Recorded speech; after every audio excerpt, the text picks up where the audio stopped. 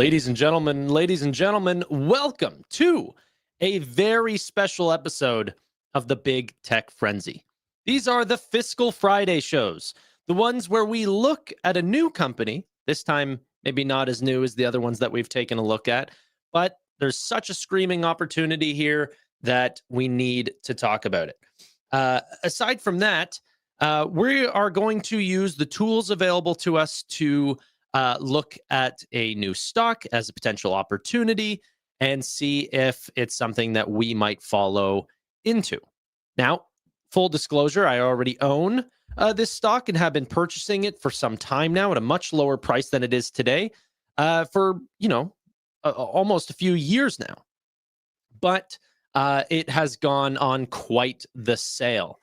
Now, if you guys saw the thumbnail and are aware of this company, you might have already determined that this is going to be an episode about the great and powerful Shift4.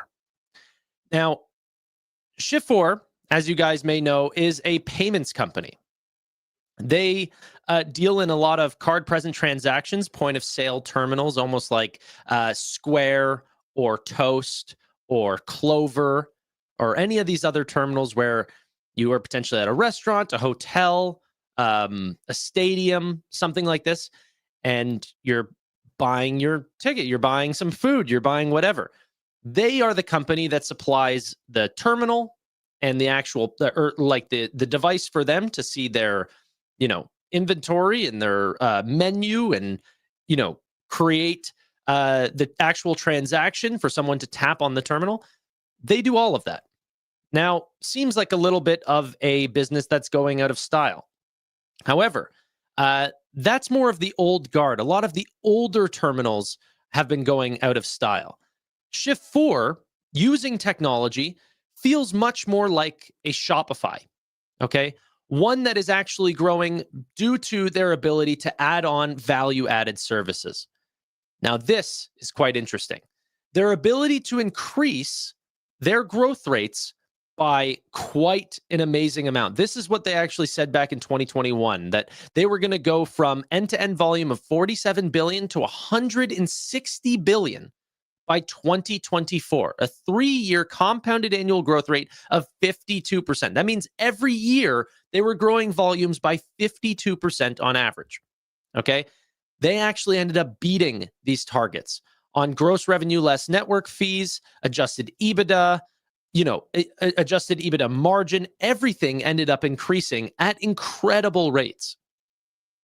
This is what happens whenever you add on a technology that, few companies can actually replicate. And they did this through a bunch of different means. I've made many videos on Shift4, but today I want to focus on the valuation of Shift4.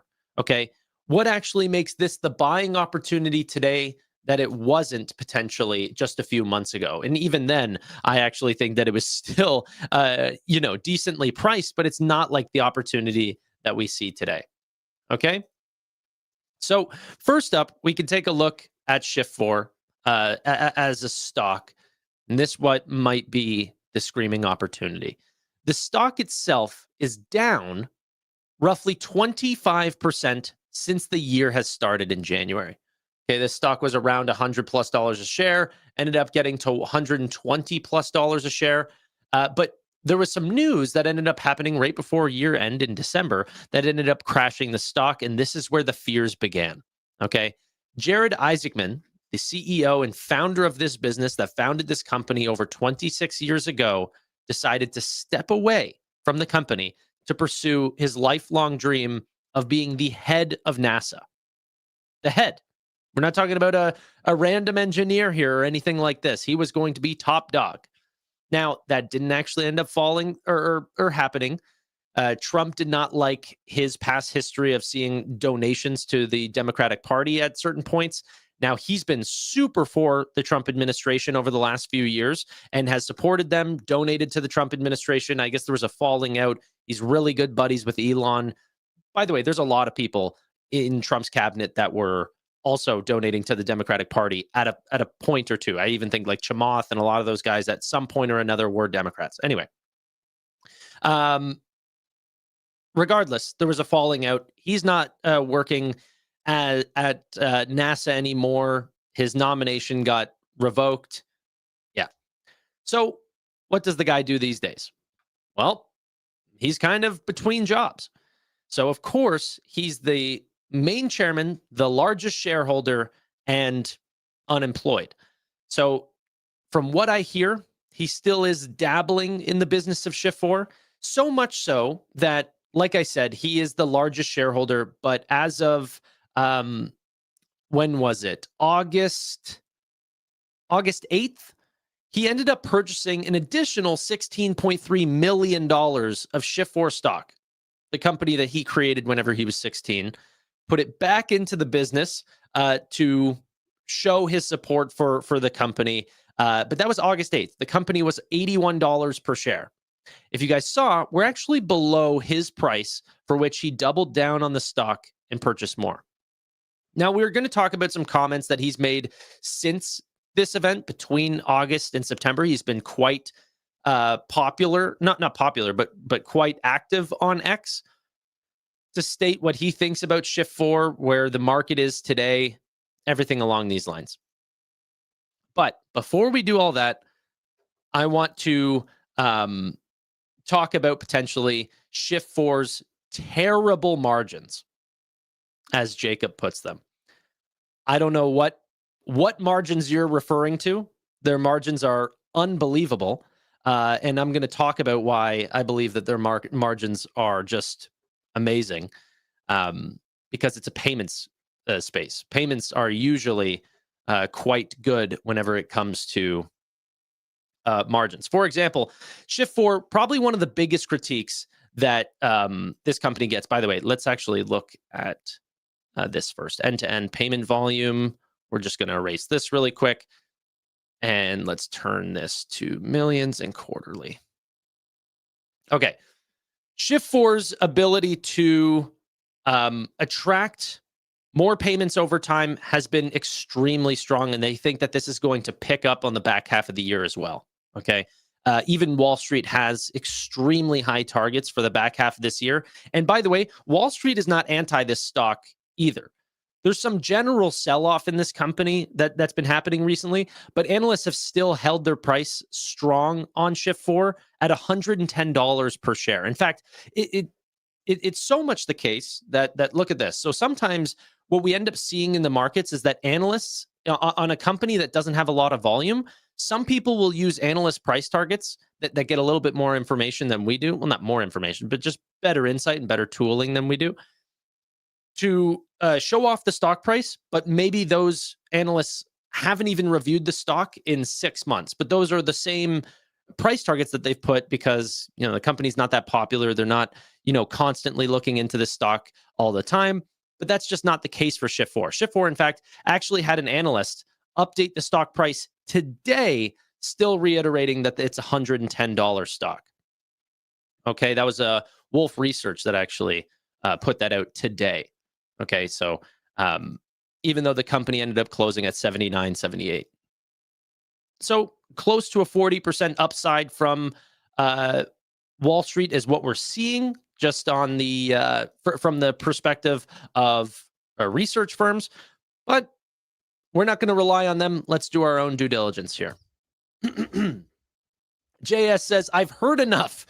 Add to Shift4. Yeah, there's going to be a lot of people in chat that it's not their first time hearing about Shift4, for sure.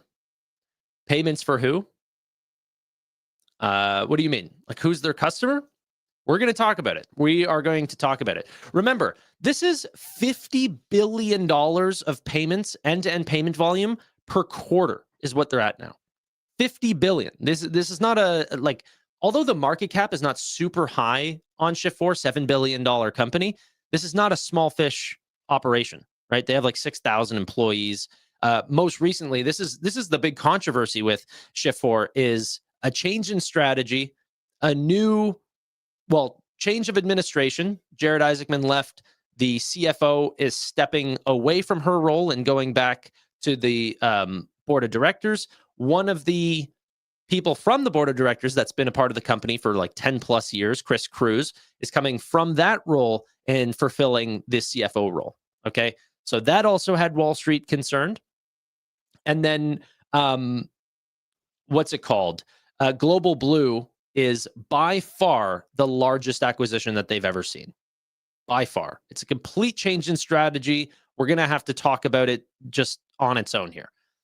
That said, let's talk about some of, by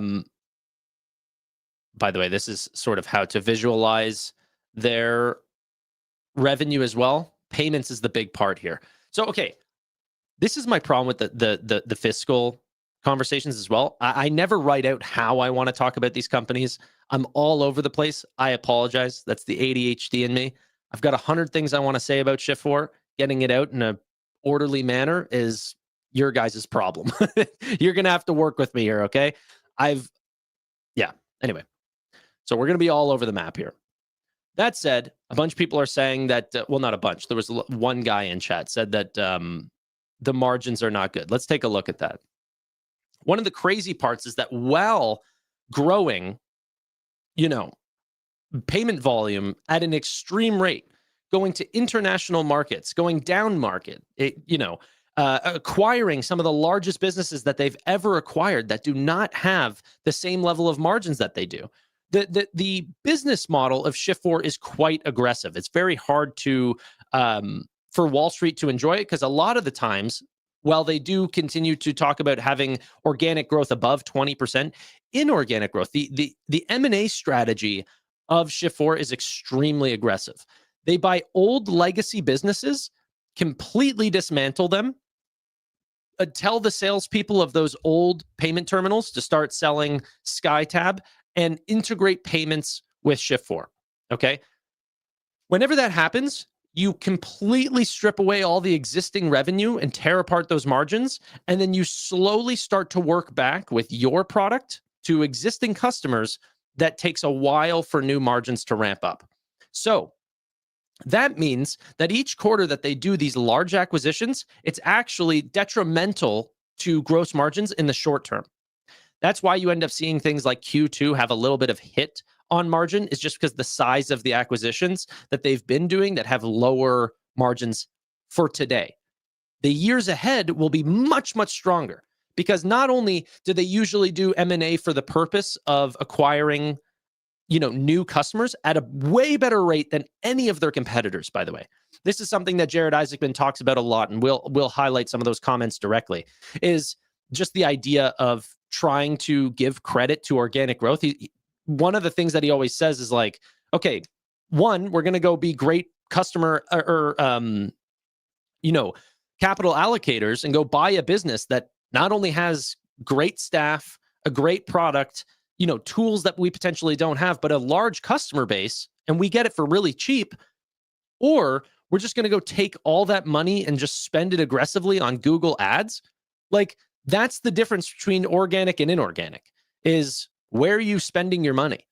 So if we can do it inorganically, what's the problem with that? The market definitely doesn't like it as much, and they prefer to favor companies like Toast. But it's not like there isn't companies that have extremely aggressive M&A deals that have worked out perfectly fine. In fact, Apple, Microsoft, Meta, Google, all these companies do M&A for the purpose of securing new clients, for getting better technology. If they can find a good deal on it, it's a way to grow faster than their competition. That's what Shift4 does. That said, we were just looking at gross margins there. I'm missing my screen. Let's continue to take a look. And in fact, what we can do, let's keep on this for a second, and then we will move on. But if I can find, it's in the margin thing. Let's take off this for a sec. Let's go to ratios, and then we will go to margins down here. Okay, these are the absolutely terrible margins that the person in chat was suggesting. Net profit, free cash flow. And then we can, see that over the last couple of years. This company, for the entirety of its history, has had to continuously be profitable, stand on its own, because it doesn't have a very strong relationship with Wall Street, because it didn't go through the traditional means of, raising a ton of money over the years and, like growing at all costs. Just the way that Jared Isaacman did this was completely on his own. They didn't raise money for the first 15 years of the business. So, yeah, which also means a lot of things. Like, one, they don't have reasons for investment banks to back them or support them in any sort of means. So, like, the research analysts are really giving you their real hot take. But then it also means that whenever times are good, Shift4 is good. And whenever times are bad, they don't need a shift in strategy. In 2022, there was a massive shift in strategy because a bunch of companies that were just growth at all costs for their entire existence, using other people's money to run their business. That's not what Shift4 had to do. Okay. Shift4 always was generating a profit and running off of their own capital. So in 2022, whenever interest rates skyrocketed to the highest levels we've ever seen, it didn't change a thing for Shift4, right? They just continued to operate, work with their own capital, be great capital allocators. And in fact, it boosted their ability to increase the speeds in which they could grow because they were acquiring the companies that failed at just that, right? Because they are big M&A businesses. So let's take away all that for a quick second. Let's look at valuation. So the reason why I've brought you here today, the reason why we're all showing up is for this purpose. I'll look at price to sales in a second, but I want to bring in some competitors whenever we do that. I want to look at price to earnings and forward price to earnings.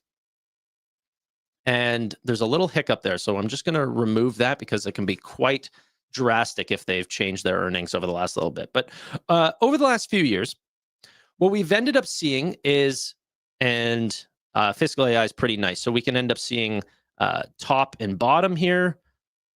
And I'll do the same on this one, top and bottom. From a PE ratio, we've gone anywhere in the last couple of years. And in fact, I can even just bring this in to even more recent times. We'll even look at this, like how this is traded over the last 1 year, for example. PE has gone as high as 62 times whenever the stock was trading at $124 per share. And we can overlap stock price if you guys want as well. Where's stock price? Yeah, so this was actually whenever we were trading at $114 before earnings. But it looks a little messy, so I'm going to take that off for a sec. And then on a forward basis, whenever we, maxed out on PE, that was also whenever we hit the highest forward price to earnings ratio, which means the next 12 months of earnings was a 26 times multiple, which is already, like, whenever you're talking about like big tech and other tech names, that's pretty decent. Okay.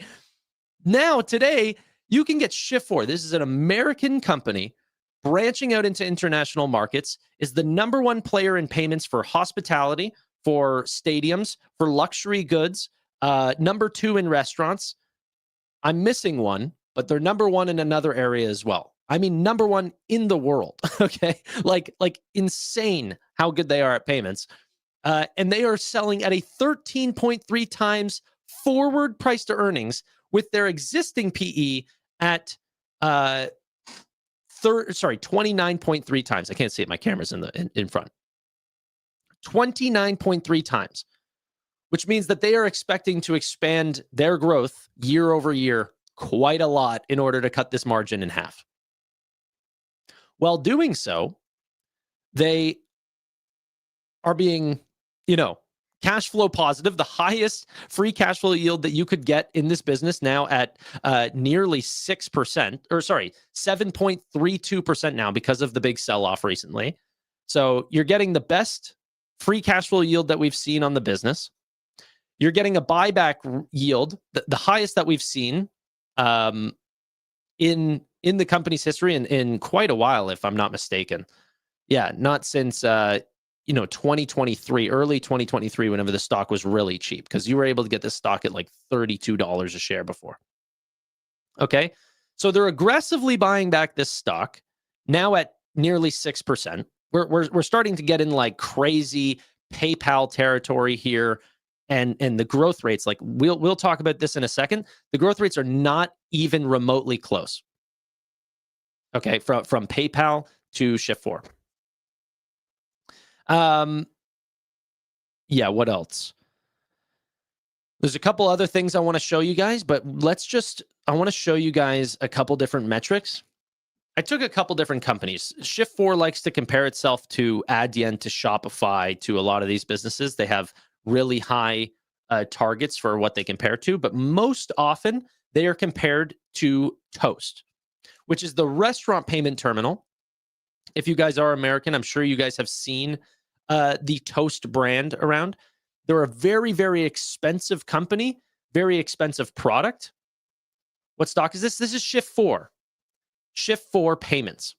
Okay. They're a $7 billion payments company.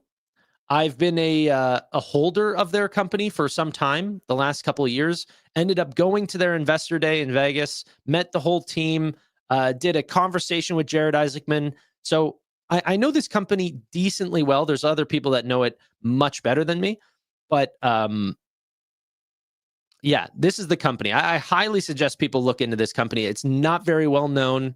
You can just see by the amount of viewers that we have that's end up following the live stream right now. It's not something that people care about, but I'm telling you guys, this is the same thing as many of the other companies that we followed in the past. This is where we can find alpha.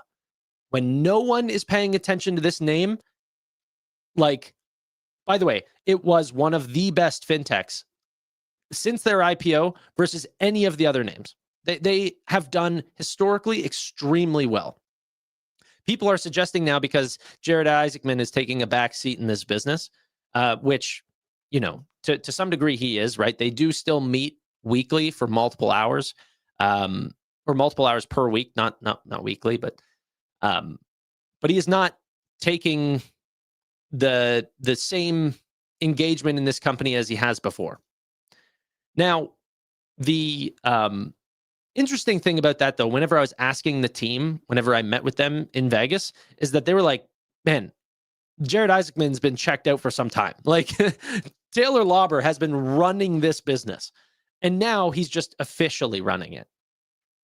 So there's a couple of really interesting verticals in this business that I absolutely love. You know, restaurants continues to do very well. Hospitality, sports, and entertainment, they have such a large market share that they don't even like talking about it because of, like, you know, worries that it's an absolute monopoly. But it's somewhere around 80+% of all the stadiums, and now, well, sports in stadiums. Now they're starting to branch out into things like zoos and theme parks and all these things. So they do the payments and all of the, like, inventory management and actual, like, understanding of the business, the technology side. They're almost like the SaaS of payments and stuff like this for those types of businesses, but for everything. So for the really, really complex businesses, the theme park, stuff like this, you need a payment company to work with that ends up handling the merchandise store and the restaurants and the massage place and the you know, every single aspect of what a potential large hotel, resort, you know, golf course, theme park, zoo, whatever. There's thousands of different points of sale that putting that all into one cloud-based platform is a very hard process to try to win. Many people say that payments is a completely commoditized business, that anyone can do it. And Jared Isaacman has been on the topic that, no, it's actually not even remotely the case. And in fact, that's why we are winning so much market share right now. That's why we're growing, and legacy providers are just losing shares, because no one is going to give up our technology to do just payments. Like, no one's leaving Shopify, you know, to go back to, oh, let's have someone set this up on WordPress, and all we need is a shopping cart, and for them to give us our address. It's not true. That's no longer the case, right? People will pay a little bit more for the software for everything to work seamlessly all together. And in fact, things like gift cards and cross-border transactions and like currency conversion, these are not easy solutions to figure out. In fact, very few have that figured out. But because of Shift4 and their types of acquisitions, like GiveX, which was one of the largest gift card companies in the world, okay, Shift4 ended up acquiring them. So now they are handling a lot of these types of gift cards. I mean, gift cards that work with like Starbucks and stuff. And then they didn't have any foreign exchange solutions, like actually converting currency for people at the point of sale. So the acquisition of Global Blue ended up coming in with this. Global Blue is one of the largest payment names for all of luxury goods. Okay. They handle a lot of like, what do you call it? Like foreign travelers that come into different places, buy a bunch of luxury goods and sort of need a receipt to make those tax-free purchases. And they've digitized that transaction during COVID. So Global Blue ended up, skyrocketing and taking things like LVMH and I don't know all the different brands, but like a large amount of the total luxury good brands ended up working with Global Blue. But there's a massive cross-sell opportunity around currency exchange and all of these things for things like hotel, like the amount of international travelers that want a currency exchange product at the point of sale whenever you're arriving at your hotel from Saudi Arabia or some other place in the world. A lot of Asian travelers that come over end up using Global Blue as well. Their APAC solution is absolutely huge. But so that they actually think because they are getting these new types of solutions, the actual product attachment allows them to go after new customers. So why haven't they been able to get a lot of customers? Like they've dominated in hotels and resorts and all of these things, but still there's a lot of the Las Vegas Strip that they don't have yet. Well, because a lot of it is, potentially foreign customers and luxury goods and stuff like this. But now, because of Global Blue, they have many parts of the internal parts of those hotels. Who knows? Maybe they can start squeezing out and getting into other names. How does this compare to Block? Well, the thing is, they're growing so much faster than Block or Square. Square Seller is not growing at these speeds. They're growing at low teens, right? They're trying to get into restaurants and branch out just a little bit into other areas. Shift4 is number 2 in restaurants. So the only one that's beating them in restaurants is Toast. Square Seller, Clover, all of these names are below them. Okay. Shift4 is a very big name. But yeah, I should take more questions along the way because I'm sure I've breezed through so much stuff and people, like half the comments is, what stock is he talking about? Which makes me realize maybe some of these videos should be more like not live and more that way people watch from the beginning. But I understand people are coming in at their own pace. I'm talking about Shift4 and let's quickly talk because I kept saying I wanted to talk about the what do you call it? Actual pricing of this business. Okay. So, like I said, they're number 2 in restaurants, but Toast doesn't have, they're trying to branch out. There's a lot of conversations in their investor days about branching out, but like into entertainment, stuff like this, hospitality. But for the most part, they really haven't done anything like that yet. Shift4 absolutely has. In fact, they've done a lot of acquisitions to go global. That's been another big point of sale is some of the brands that they're working with are absolutely huge. And so whenever you're working with a hotel chain or a resort here in America, those companies find, massive success with Shift4. They're saving a lot of money. They love the product. It allows them to get a better overview of their business through sort of a management view of Shift4. So whenever they are a resort business that has stuff in Latin America, in Europe, in Asia, they want to cross-sell into many of their other countries. So that is in the process of happening as well. Okay. Now, whenever we look at the pricing of this business, and I'm just looking across Shift4, Toast, and PayPal here. Remember, PayPal is growing at like a 5% rate. Shift4 is growing closer to high 20% rates. They want to be at a 30+% CAGR over the next 3 years. Okay.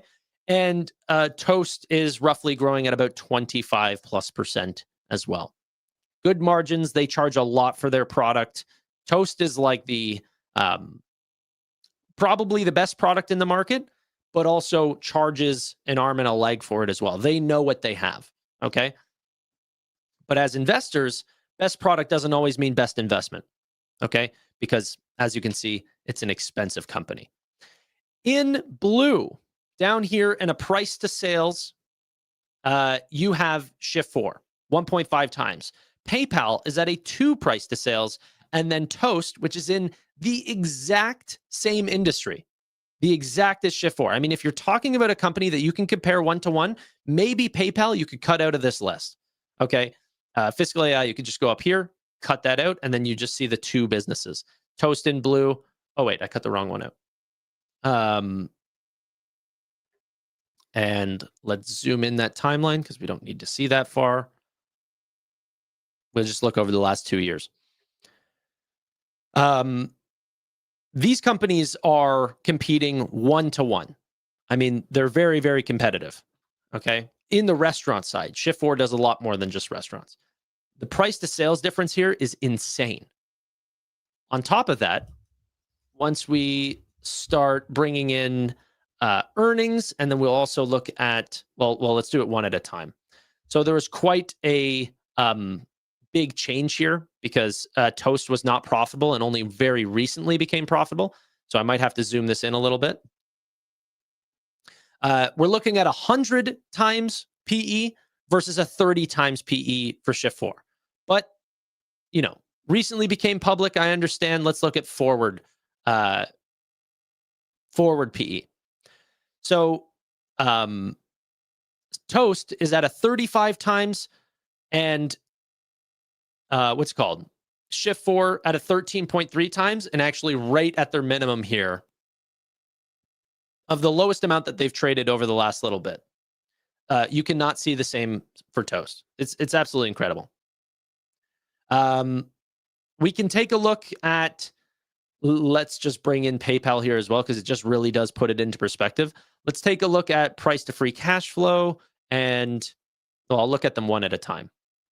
Toast, once again, extremely expensive, but you guys know PayPal. A lot of people in this chat have looked into PayPal, right? What you end up seeing is that like price to free cash flow on PayPal 12 times, Shift4 13.8 times. You're talking about just a tiny premium on top.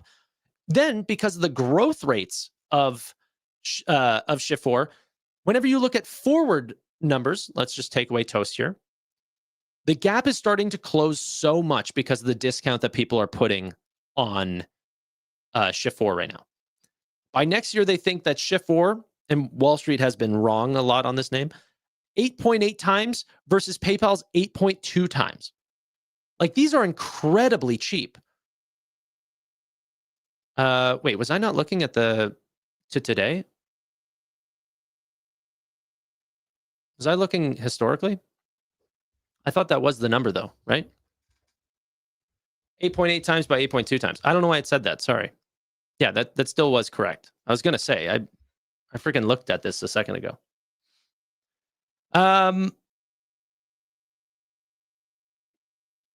Yeah, okay. So let's talk about this really quick. How do you know if you've encountered Shift4 in the market? So this is very, very different, and why some people have a problem buying Shift4. You see Square sellers a lot more and Toast sellers a lot more than you see Shift4. Maybe that's true. You see a lot of Clover as well. You still do. I run into Shift4 from time to time, even here in Canada, and that's brand new. They are closing deals constantly. This is the interesting part about Shift4. Makes me feel very much like the Shopify's or the Nvidia, stuff like this. They're okay with selling a customer a part of their product, not the whole thing. Square won't do this. Toast won't do this. Clover doesn't do this. Well, Clover a little bit because they're a much larger conglomerate business. They will do that. But the Square sellers and Toast will not sell you a piece of their business. Now, what do I mean by that? If you come to Shift4 and you say, hey, I'm already working with a Moneris or something like this. I'm working with a payment terminal already. Like, I have their hardware. I don't want to buy new hardware. It's just buttons. It's just a screen. I don't care. As long as I tap the thing, I want the software that you guys have because it's much cheaper. It's all integrated together. How can I get that from you? Perfect. No problem. We'll do that. We'll just do the software. You guys keep your hardware. So there's a lot of times, very similar like Adyen or some of these other payment companies, where you are using them and you don't even realize it because the software on the back end is handled by Shift4. But the actual terminal, the thing that you're tapping your card against, doesn't have to be a Shift4 terminal. However, they're starting to really get into the actual hardware side. Okay, that part is coming, but they do not force their customers to switch over. And by the way, the interesting thing about that as well is Taylor Lauber was just recently on a podcast like a few weeks ago, where he said, even if they don't choose it or if they choose it, it barely changes our margins. Like, it's all on the software side. That's how we make our money. So, bang. Toast has the full stack. What does Shift4 not have that Toast has? I'm curious. Shift4 has absolutely has the full stack. Shift4, the thing that they do that is so good compared to any other competitors is just how complex they can handle payments. It's why the largest resorts that have thousands of points of contact or payment contacts go to Shift4. They handle by far the most, handling a single restaurant where maybe some people are paying at 1 or 2 terminals is less of a hard problem to solve than solving the problems at 80%, 85+% of stadiums where you're buying merchandise, you're ticketing thousands and thousands of people, sometimes 100,000 people that are coming through the door on a single night. It's incredibly hard what Shift4 is doing.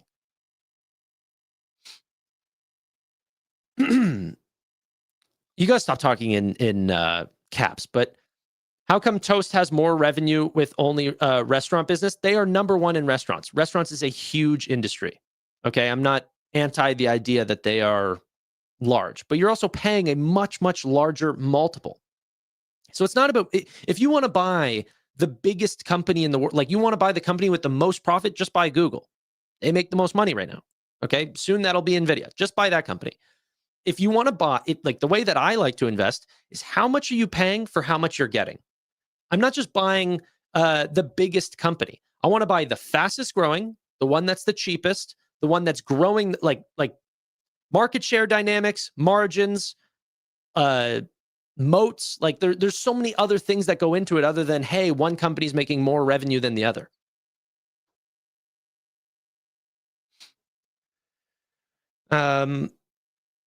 Toast is very specialized. I'm not here to be anti-Toast, but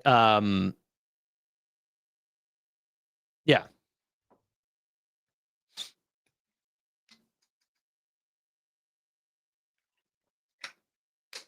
Okay. I'm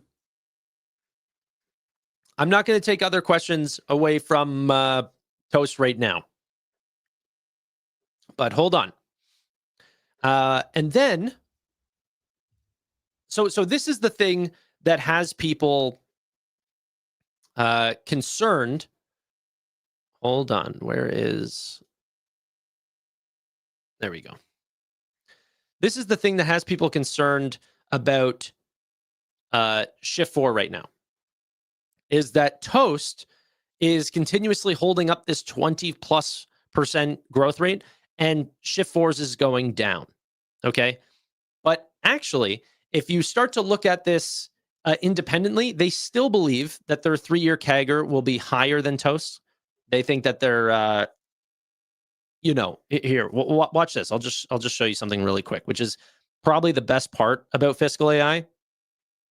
If you go in and you're looking at like revenue, for example, let's bring this all the way out just so it doesn't look ridiculous. And let me just zoom out a second as well. Okay. What we can end up doing is, because they have all of the earnings estimates from Wall Street, they have all their numbers and everything. They've built that into the charts. So you can see on the quarterly that if we pull this out to future quarters and look at growth rates, this is the quarter that we just showed off, 16.8%. Look what Wall Street is expecting over the next few quarters.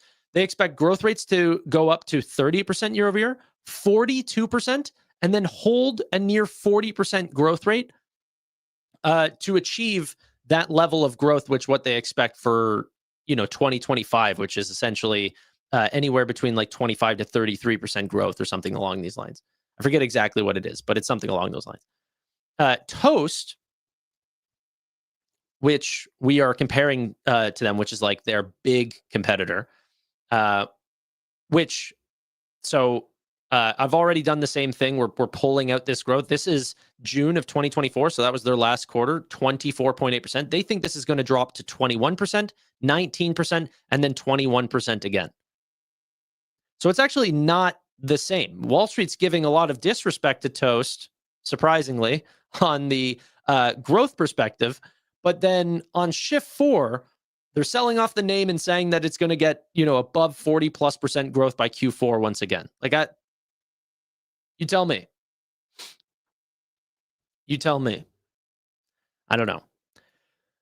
I think a couple things are very clear. One, Jared Isaacman is probably one of the greatest entrepreneurs that we've ever seen. Elon Musk level insanity. Not only did he run this business since he was a kid, drop out of high school to create a business with very, very little funding zero funding for the first 15 years. And, come up with this near $10 billion company. Was plus $10 billion a few, months ago, but now $7 billion business. During that, he was running other businesses, sold a company, doing all these things, becoming one of the first, what do you want to call it? A retail astronaut? He's just a guy. He ended up going into space multiple times, tons of training for that. He's a freak, okay? In a good way. Good freak. The same person that's running the business now, Taylor Lauber, from the early points of Shift 4, back when it wasn't called Shift 4, whenever it was called Harbor Touch, or it might have been called something else, Bank. Someone give me the name. Bank Card United, something like that. Anyway, back in that day, that's when Taylor Lauber actually ended up joining, back in 2004. So he's been around Jared for a long time. He's got close ties with him. These guys are like this, okay? He's still the largest shareholder, does not want his money to go to waste, just ended up putting $16 million into the business at an $81 price target. We're under that price target where he just invested in.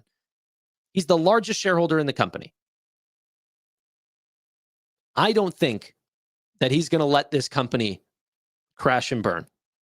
Okay. I think very similarly to a Google type event, that if Shift 4 is starting to struggle, you are going to see the Sergey Brins come back into the business and get back to work. That's what I could see happening from Jared. Right now, he's just doing a lot of jet flying and having fun. We'll give him 6 months, 12 months to enjoy his vacation. Then it's time to come back to work. But they've been all over crypto. They've been all over international expansion. Essentially, from what they've said is that as they've expanded internationally, there's just no competition. Like customers are absolutely excited to get their hands on a new cloud platform because they haven't had anything this smart, fast, anything along these lines. So international payments is going to be a big part. Foreign exchange and like currency conversion, this is a completely new revenue stream for them. That's going to add to their existing business. General GDP growth, more customers using digital payments, less cash, that's all going to their business. These are like secular tailwinds for them. Yeah.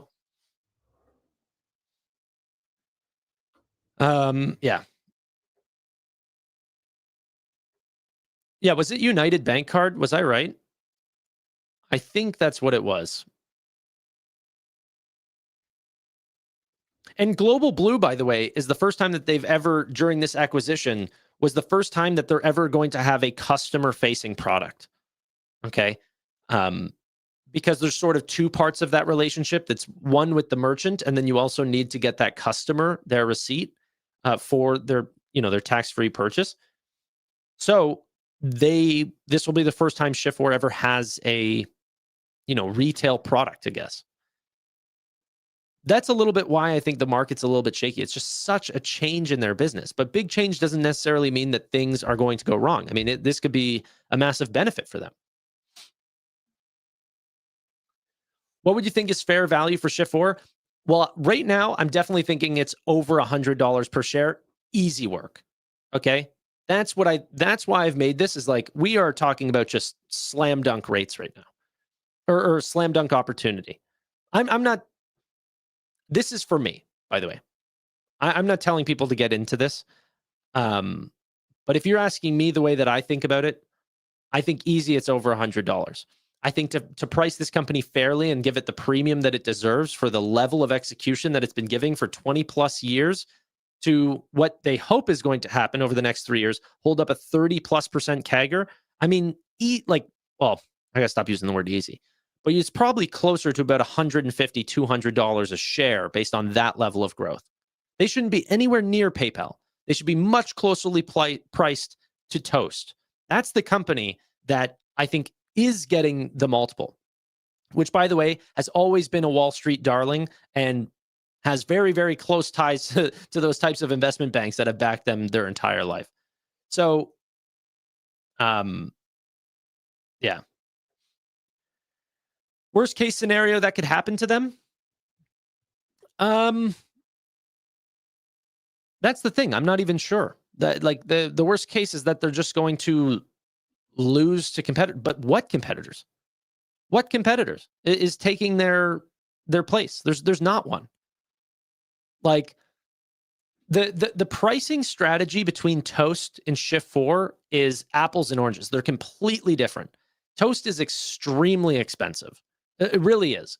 I think they did a survey with Toast, Shift4 did, to talk about the 5-year contract costs between Toast and Shift4 for the same products. It was something like $100,000 for a 5-year contract with Toast, and it was about something like $33,000 or $32,000 for Shift4. Okay, it's very different.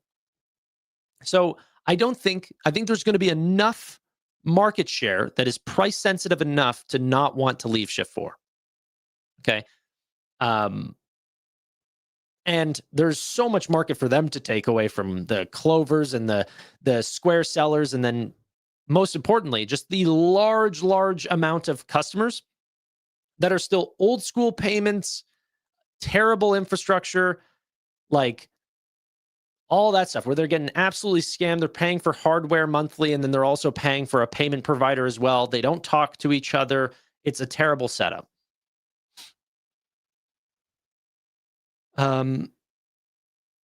Just joined the stream. What about Shift4's competitors? You got to go back. That's what I've been talking about this whole time. Yeah, okay. So thank you. We talked a little bit about free cash flow. Let's talk about stock-based compensation. I'm very, very happy you brought that up. So with fast-growing companies, it's always a concern, and we'll talk about stock-based compensation at Toast versus Shift4. You guys tell me which one you guys like best, let alone the buybacks, the free cash flow, things like this. Let's go to, stock-based.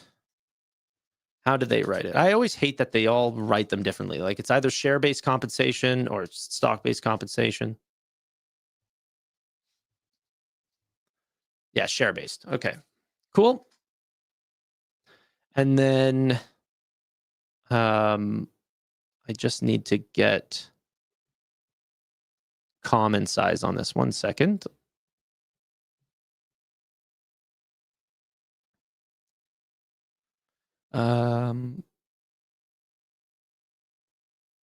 Okay, there you go.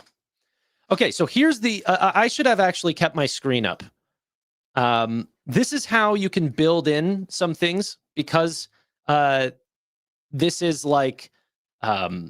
Fiscal AI. They're the only partner that I'll hopefully ever have on this channel going forward.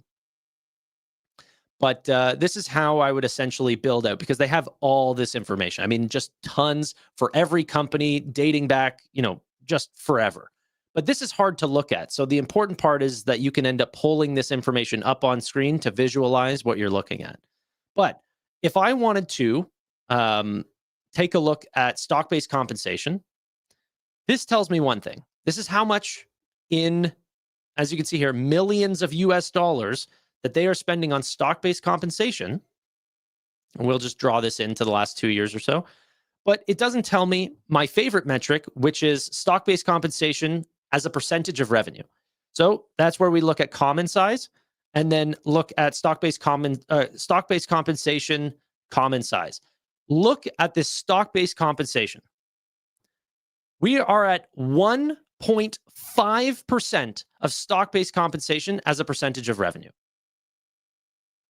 It's just insane.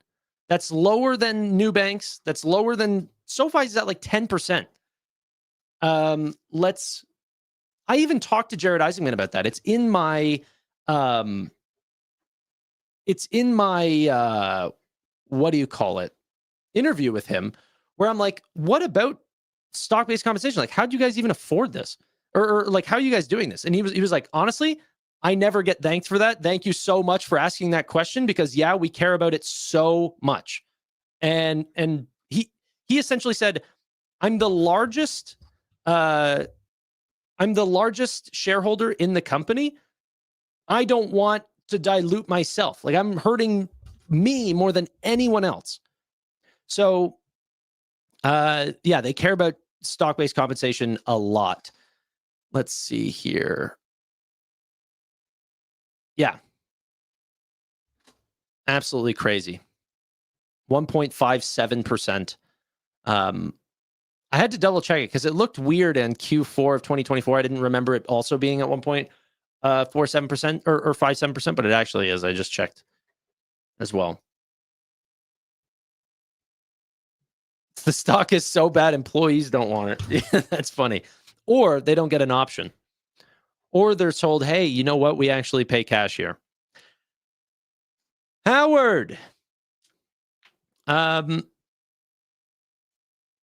TQ for the content, Tanner. Great information. Is this another term that I don't know? What does TQ mean? Thanks.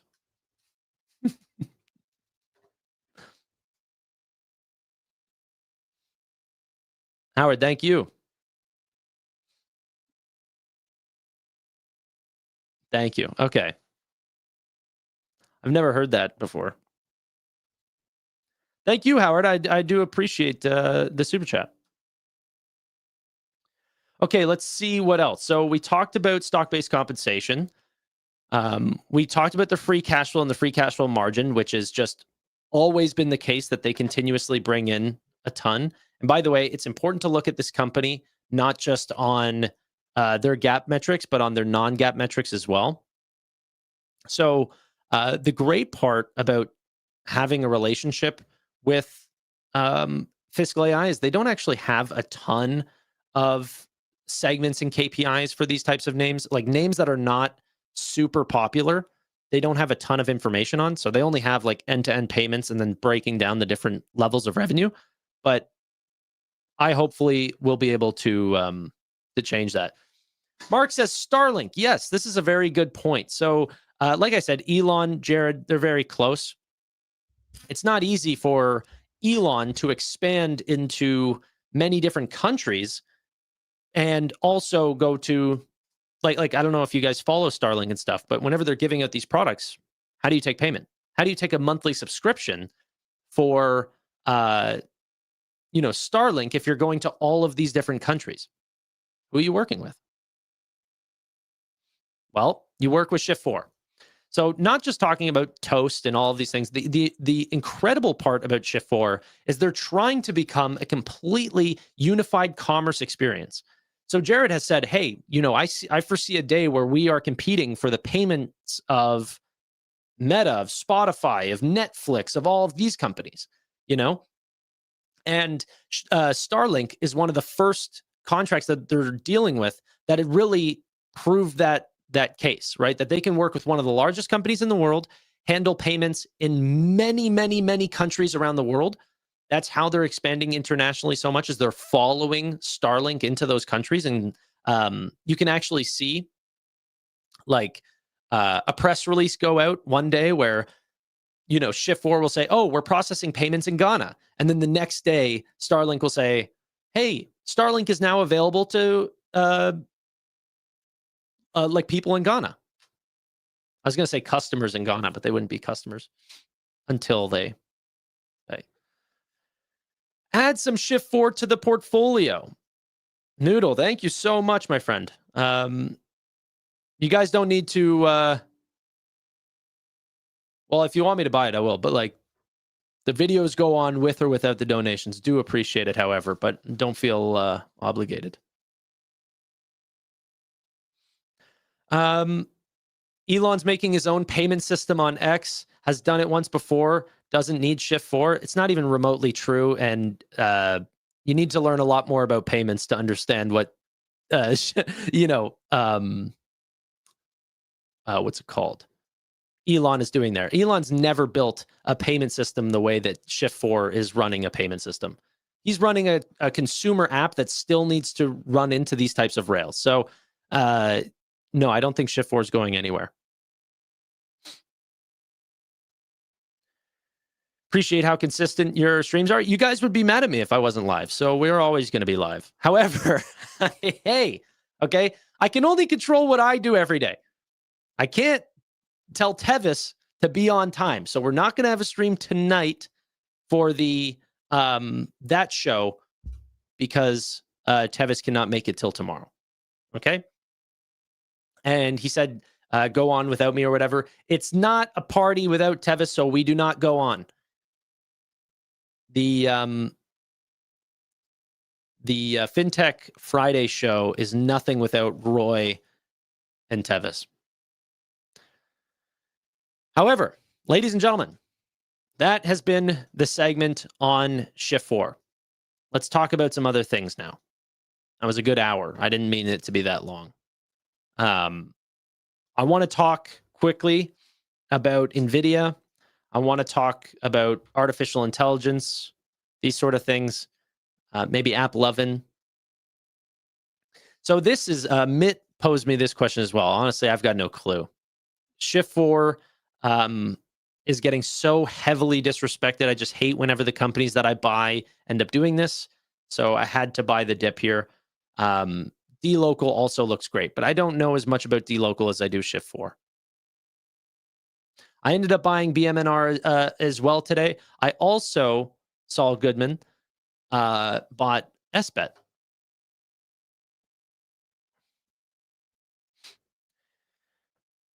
Noto just tweeted.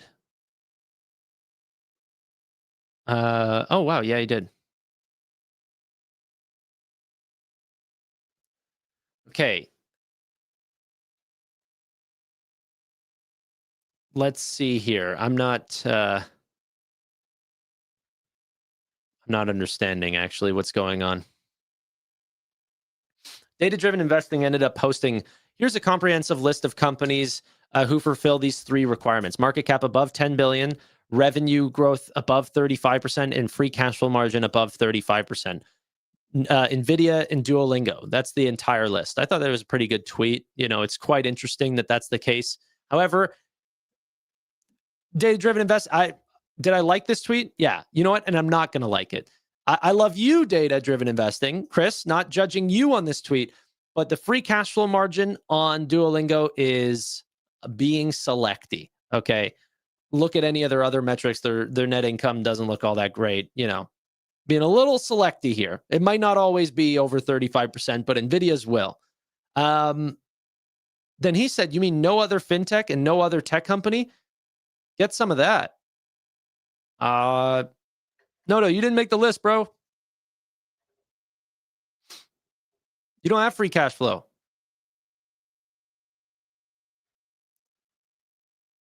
So, all right. Well, we'll move on. Okay. let's talk about this podcast that has taken the world by storm. That's what I don't know. I'm not 100% sure. Okay. Let's talk about this podcast that I'm very, very interested in showing you guys some pieces. Now, there was a ton of stuff. I only want to show you a few that really stood out to me as being like, whoa, is this going to change the way the market looks at Nvidia? Today, Nvidia is up 0.3%, $178.19. Let's take a look, and we're going to go to different timestamps and go through. I first need to go to 50 minutes and 20 seconds. This was a question posed by Brad Gerstner. We talked about it on the channel, but I'm sure very few of you guys have remembered Jensen talking about this. Let's have a listen. Yeah. It's deeply related to this idea is the argument you've made that kind of shocks some people, where you say our competitors building ASICs, they could literally, all their chips are cheaper already today, but they could literally price them at zero. Our objective is they could price them at zero, and you would still buy an NVIDIA system because the total cost of operating that system, power, data center, land, etc., the intelligence out is still a better bet than buying a chip, even if it's given to you for free. Because the land, power, and shell is already $15 billion. Right. Yeah. So we've taken a crack at kind of the math on that, but walk us through your math. I disagree with this math a little bit. They're being a little too favorable, in my opinion, to NVIDIA on this. They put NVIDIA with IT and GPUs at roughly about, 23 billion or so, 24 billion. Jensen Huang has made it pretty clear it's much closer to 35 to 45 billion. Okay. On the networking and GPU side, not the storage, etc. But yeah, regardless, it still would put in favor the NVIDIA chips over the custom ASICs. Because I think for people who don't spend as much time here, it just doesn't compute. How could it possibly be that you were pricing your competitors' chips at zero, given the expense of your chips, and it still is a better bet? There's two ways to think about it. One way is, let's just think about it from a perspective of revenues. Yes. Okay. So everybody's power limited. And let's say you were able to secure 2 more gigawatts of power. Mm. Well, that 2 gigawatts of power, you would like to have translate to revenues. Yes. So your performance or tokens per watt was twice as high as somebody else's token per watt, because I did deep and extreme co-design. Right. And my performance was much higher per unit energy. Then my customer can produce twice as much revenues from their data center. And who doesn't want twice as much revenues? And if somebody gave them a 15% discount, the difference between our gross margins was, call it 75 points, and somebody else's gross margins, call it 50 to 65 points. It's not so much as to make up for the 30 times difference between Blackwell and Hopper. Let's pretend Hopper's an amazing chip, an amazing system. Let's pretend somebody else's ASIC is Hopper. Yeah. Blackwell's 30 times. So you've got to give up 30x revenues in that 1 gigawatt. It's too much to give up. Do you guys understand what he's saying here? It's actually incredible. Like, he's saying if the competitors gave away their chips for free, they would still take NVIDIA, because there's such a bottleneck on energy and the building of data centers that you need to maximize that performance of every data center that you have. Maximize it. And the distance between first and second place is a massive mile. Okay? Or at least for what he's referring to. We're going to talk about how he says there's actually a razor hair thin distance between, first and second, but we'll talk about that in a sec. It's absolutely incredible. This is why NVIDIA can get away with charging any margin they want. There's not another company that remotely charges as much as them, because it doesn't make a dang difference at the end of the day whenever you're looking at the amount of revenue on a chip that's 30x what the H100s were at, just in a practically year over year environment. And then what is Blackwell Ultra going to do? What is Rubin going to do? What's Rubin Ultra going to do? You're going to have to continuously buy Nvidia and not their competitors, because the energy is the bottleneck. So it's all on performance per watt. Just incredible. So even if they gave it to you for free, you only have 2 gigawatts to work with. Right. Your opportunity cost is so insanely high. You would always choose the best perf per watt. So I heard that. If you only have 2 gigawatts to work with, you have to maximize that. Tell me we're in an AI bubble then if we're looking at,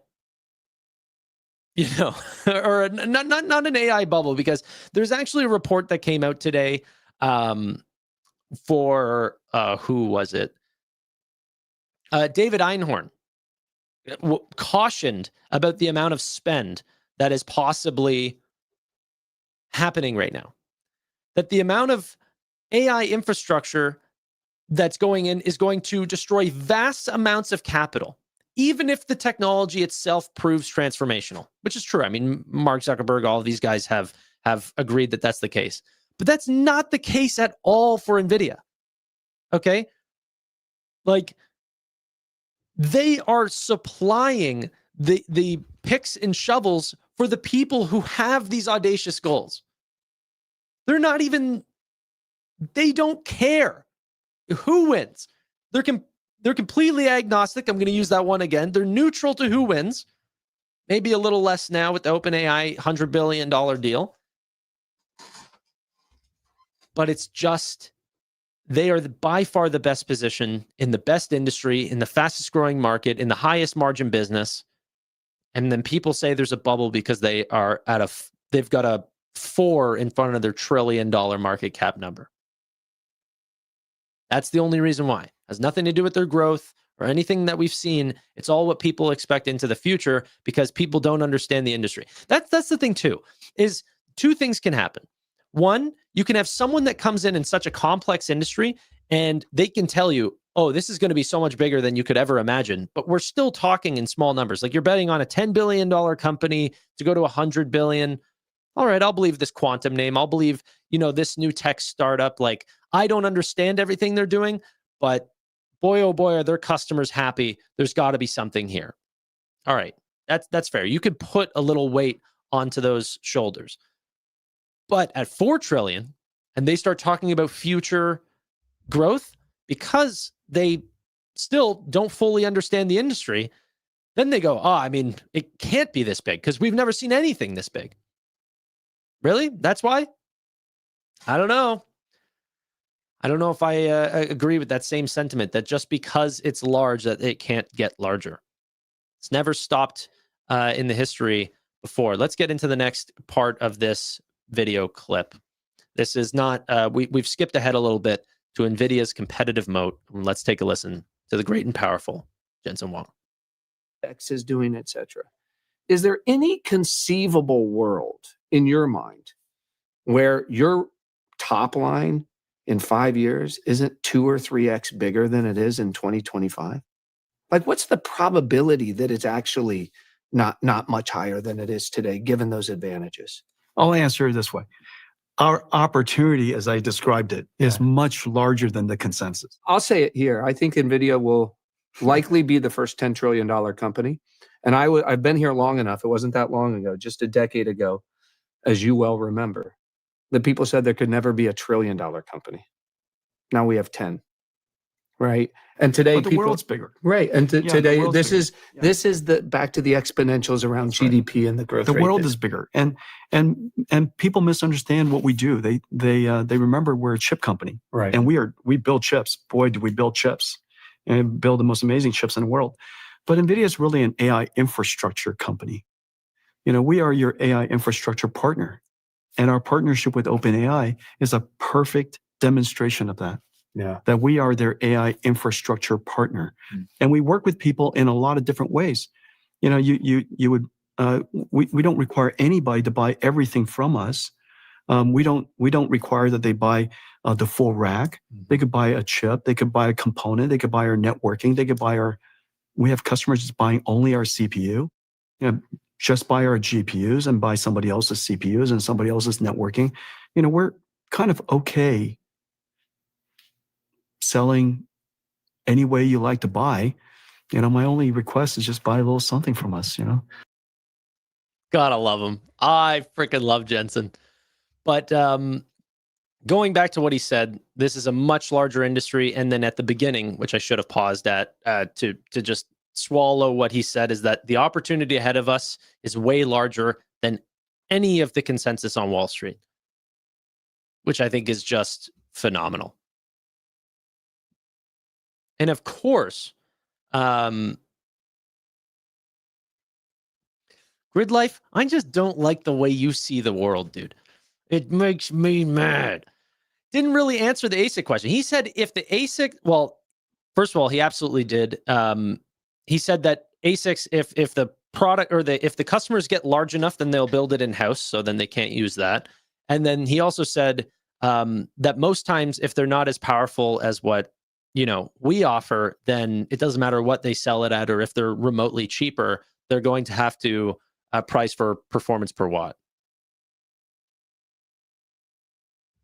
But I honestly think that the market's just so unbelievably large right now that every company is getting a little taste of the market. There was also some comments that he made about being a small fish in a big market and stuff like this, which I thought was pretty phenomenal, just like in terms of running a business. But I wanted to bring to this part, which, if I have the timestamp right, got me so energetic, not just for the AI market, but just entrepreneurship and just trying my hardest in life. I got really enthusiastic about these comments. And if it's not the right one, then I'll just tell you what he said and we'll go from there. But these were some of his comments around China. To win the AI race around the world. We have a competitive relationship with China.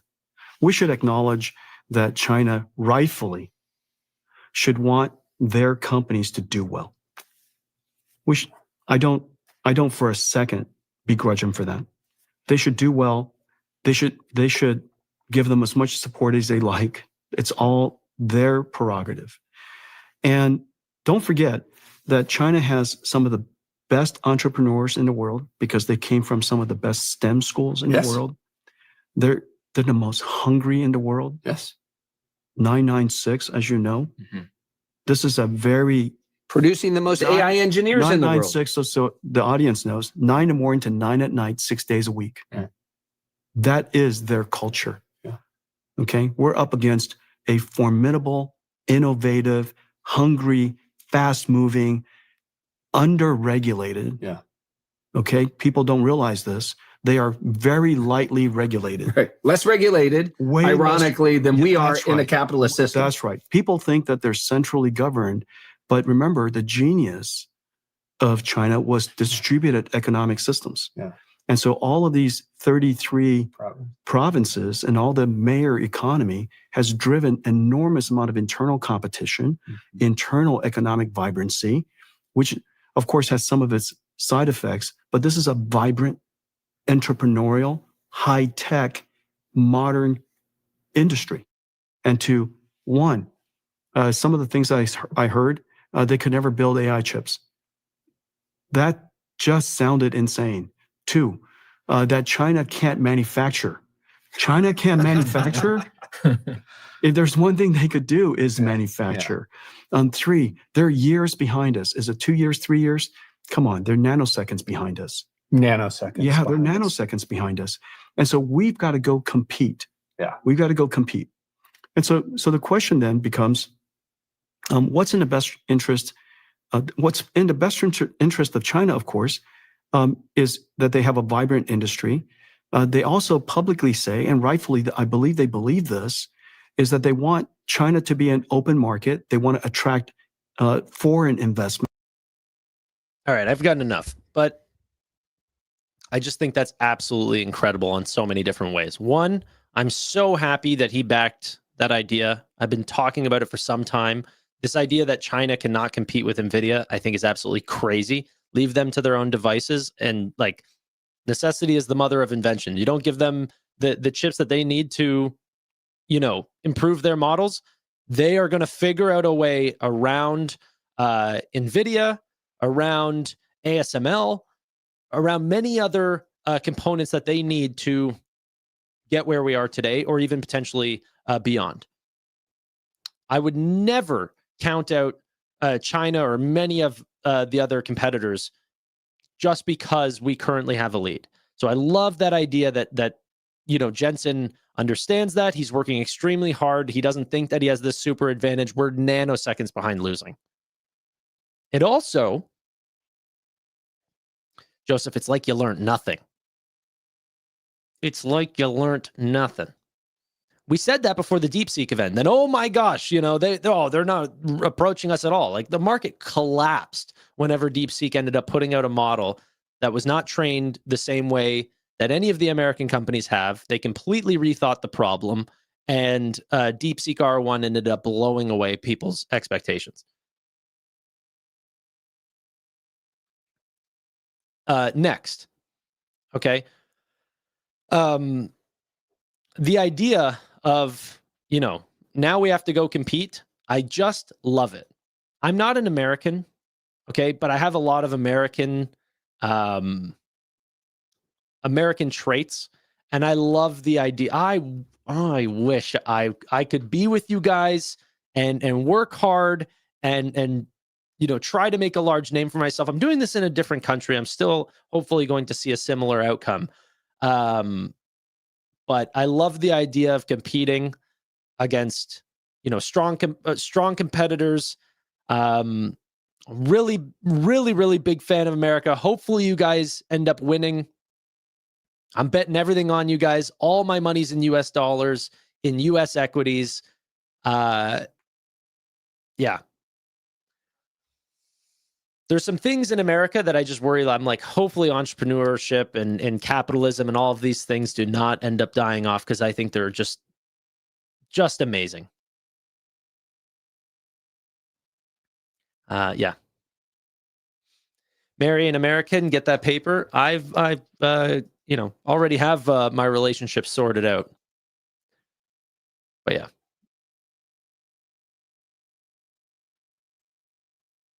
Okay. The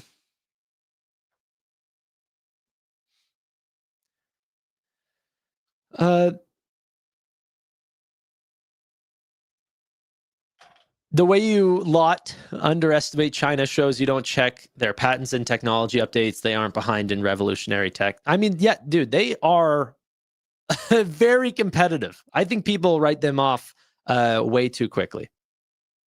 I wouldn't do that. They're very strong in EVs and solar, in battery technology. A lot of the things that we've just completely let them have, they have taken in stride. So yeah. Don't say it too loud. Your neighbors are going to snitch.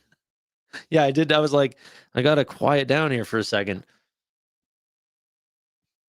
Marry Amit. I feel like this is like Amit's burner account. He's like trying to, he's like trying to put it in like in my space, oh man, why can't I speak today? I feel like it's every day now.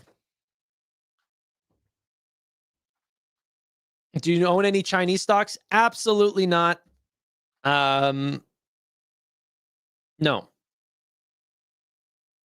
I don't want to own. Yeah, today. That's funny. I can't speak every day.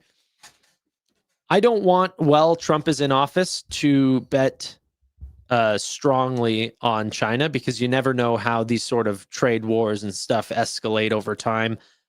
Things like, it seems like things are doing okay right now, but you never know. I wouldn't want to bet on those companies, and then larger tariffs, trade wars end up sparking up again, delisting of Chinese equities. It's just too He's trying to put it in my subconscious. Yeah.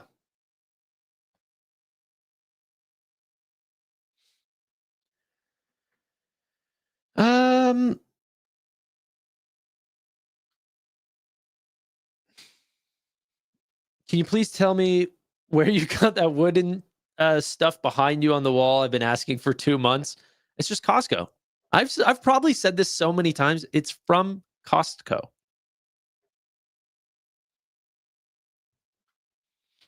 I like Costco. I don't like their stock as much, but the products are nice. I'm an avid user.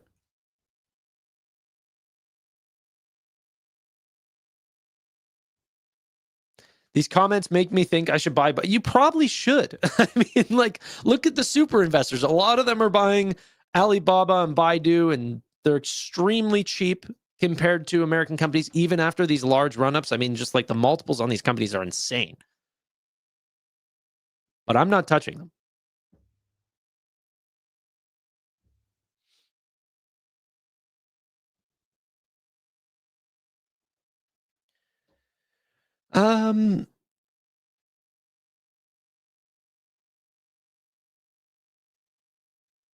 What's Baidu?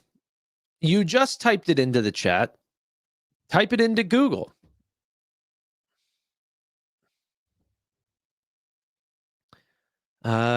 Nuclear is a necessity for human society now because of our energy usage. I don't think you're wrong. I just don't need to be in investing, or I don't need to be investing into every part of the chain. Yeah, Google it in ChatGPT. That was funny. Does go to show you how strong that verbiage is, and I wonder when that gets replaced. Because eventually it will. I mean, like whether you say Google it or Gemini it or something, like it, like even if Google ends up winning the race, it'll still change to some degree. Unless they just call Gemini Google. Tanner, do you think crypto will be announced by Noto at earnings? I mean, yeah, it definitely could be. Siri marries ChatGPT. Yeah, it might happen. Yeah.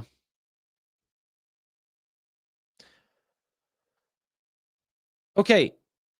Ladies and gentlemen, there's not too many other things that I wanted to talk about. Apple is developing a ChatGPT-like iPhone app to test and prepare for a long-anticipated overhaul of Siri coming in the next years, as well as UBS raised AppLovin's price target on the stock from $540 to $810 a share, the new street high, and said it's our top pick within our coverage.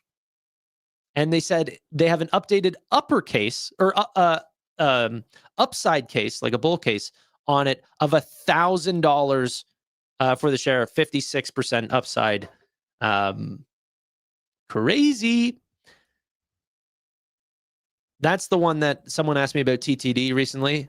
I've sold off of TTD, took an L on that one, and ended up buying into AppLovin. If there's a thing that I could recommend to you guys as an investor, and this is a hard thing to do, if you see a name,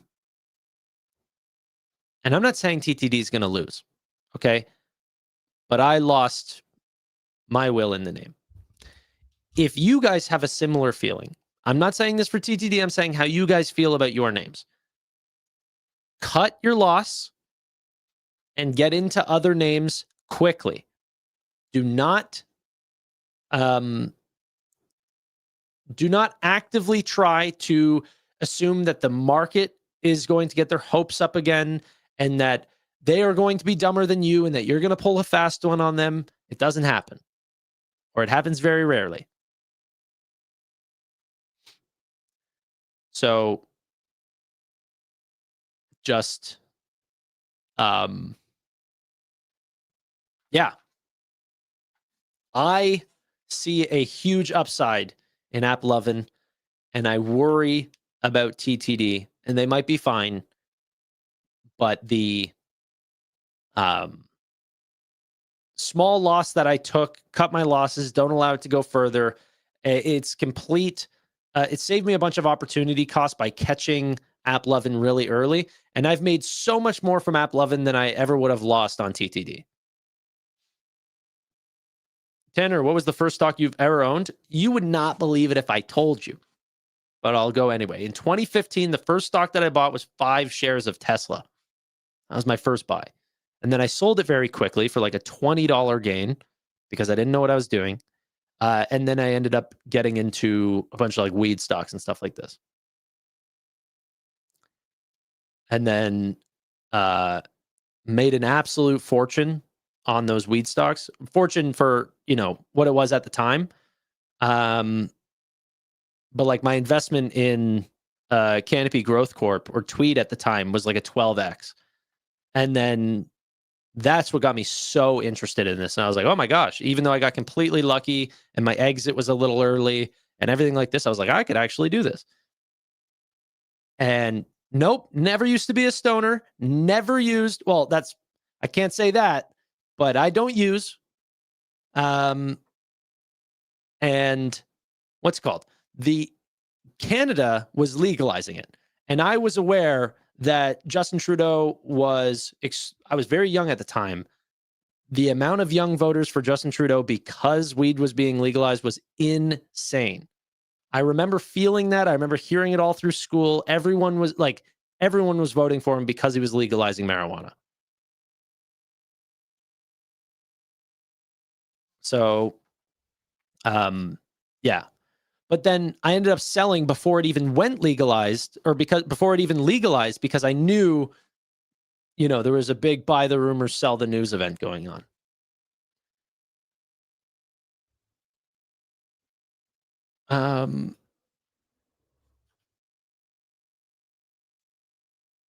Let's see. Ladies and gentlemen, we got him. Hey, it's legal here. There's no shutting me down.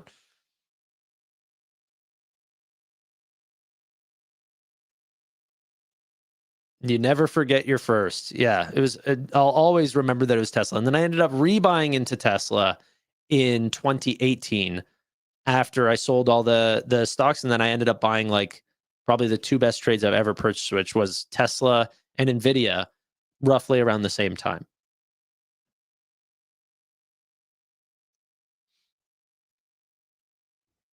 Sounds like you started as a pro. No, but I just got insanely lucky. My brother told me about the name. I've never even heard of it before. And what was so funny is I remember whenever he came to me, he said, I found this stock and it looks like he told me the whole case. It wasn't even my investment case. It was his. And he said, yeah, but I wouldn't rush into it right now because it's $4. It was just $2 2 weeks ago. I remember him saying that. I said, nope, I'm buying in. I went like full port into it at the time. Ended up buying it at 4, ended up selling it at 48. But it ended up going to like 70 something at one point. Now, like the company is like reverse split. It's pennies on the dollar. Like, I mean, it's absolutely dead now. But at one point, it really did skyrocket. If I were to have just held on to it a little bit longer, I probably could have squeezed out, many more gains. But whatever.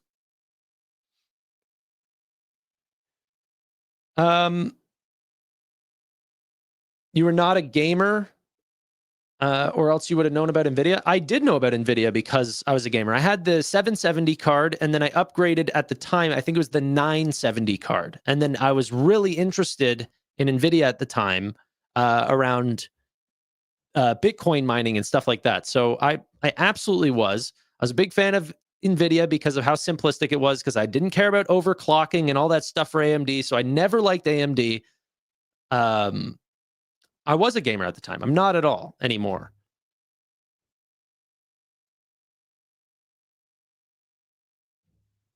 That's what got me into Nvidia. My first stock was Kmart in 1978. That must have made you a fortune, no? I don't know the Kmart story, but I'm guessing that was an insane play.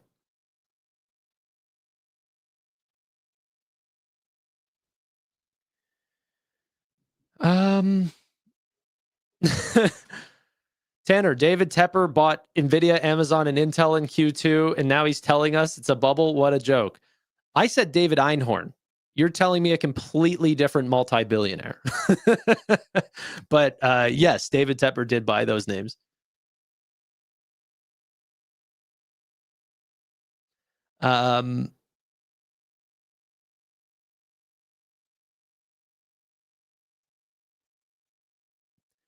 Kmart went BK. Yeah, well, I'm not suggesting that he's held on to today. I'm saying that there was probably quite a rise.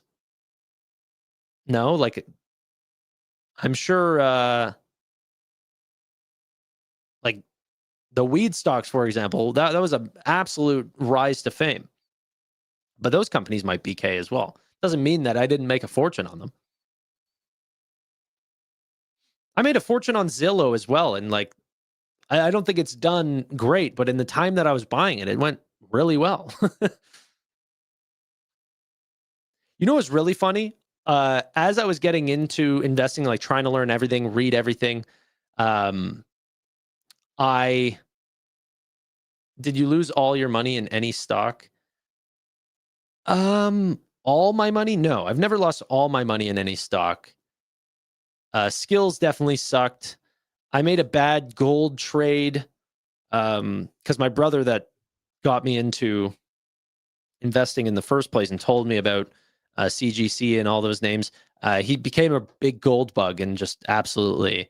Our conversations now all the time is just whether Bitcoin is worth any value. But yeah, so I lost money following him into that trade.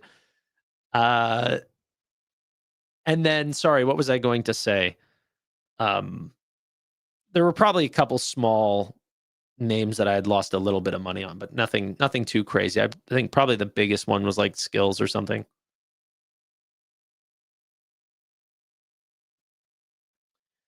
Any book recommendations for reading on investing? Just probably like the simplistic, like One Up on Wall Street or something like that, just to get started. But no, I don't know. I don't read too many books now on investing as much as I do like just reports, stuff like this. If you're like new and you're looking for books, then yeah, anything Peter Lynch or I don't know. Ray Dalio was a guy that I used to read a lot as well.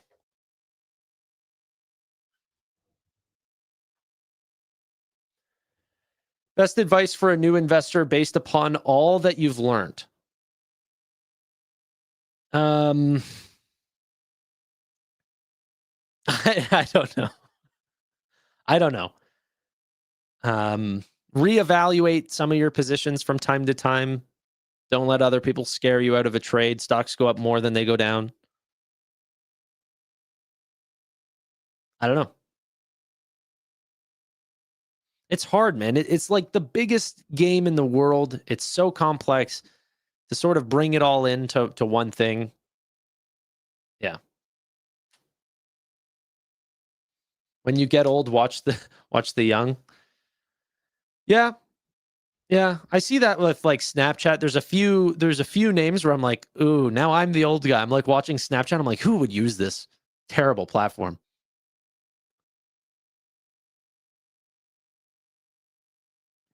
This is also the problem with investing, right? You're going to see sides, both sides. Shopify is the greatest company to ever live. Come to my stream, you hear something like that. You go to another platform, you're going to see Shopify today. I mean, they're going to drop 50%. Okay. It's hard to make sense of something, especially whenever you guys are getting one source of information. Really hard to parse what the reality is whenever there's 1,000 ways to break down an individual company. It's hard. It is. But that's why I've always been a total addressable market investor. Looking at market share gains, stuff like this. Yeah.